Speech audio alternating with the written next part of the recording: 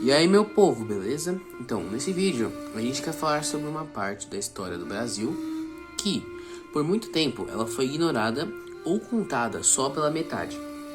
A história dos povos indígenas e dos quilombolas.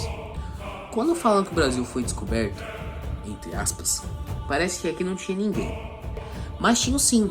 Milhões de pessoas viviam aqui, com culturas riquíssimas, com uma relação profunda com a terra, com sistemas próprios de organização e, depois, com a escravidão, vieram também os africanos, que trouxeram uma herança cultural gigantesca. Só que essas histórias quase nunca são contadas do ponto de vista desses povos. Exatamente, os povos indígenas já estavam aqui há milhares de anos com um modo de vida diferente dos europeus. Eles não tinham a mesma ideia de propriedade privada. Por exemplo, a terra era vista como sagrada, algo que pertencia a todos.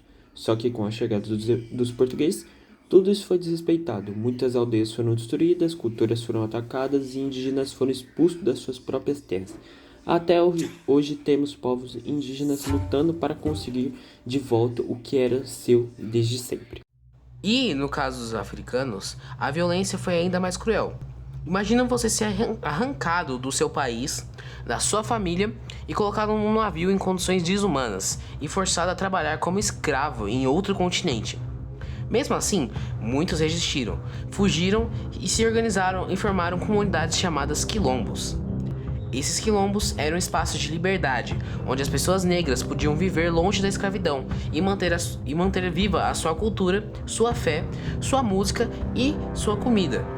Tudo isso sobreviveu até hoje em muitas regiões do Brasil. E se a gente inverter o ponto de vista? Se a história do Brasil fosse contada pelos povos indígenas e pelos quilombolas?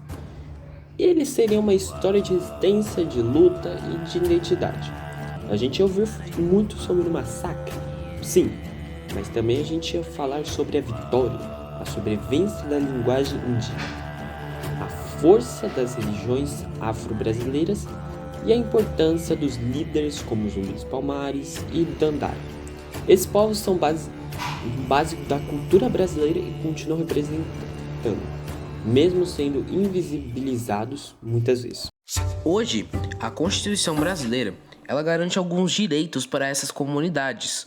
Os povos indígenas têm direito à demarcação das terras tradicionais, a uma educação específica com professores indígenas e ao atendimento de saúde diferenciado. Os quilombolas também têm o direito de permanecer nos territórios onde vivem há gerações. Só que muita coisa ainda fica só no papel. Tem lugar onde os indígenas vivem sem acesso à água potável. Tem quilombo sendo ameaçado por fazendeiros e tem muita violência e muita desigualdade. Mesmo com tudo isso, essa comunidade segue existindo e a gente tem muito que aprender com elas. Os indígenas ensinam, por exemplo, sobre a cultura, com o cuidado com o meio do ambiente, sobre o viver e o equilíbrio com a natureza, o que é urgente hoje.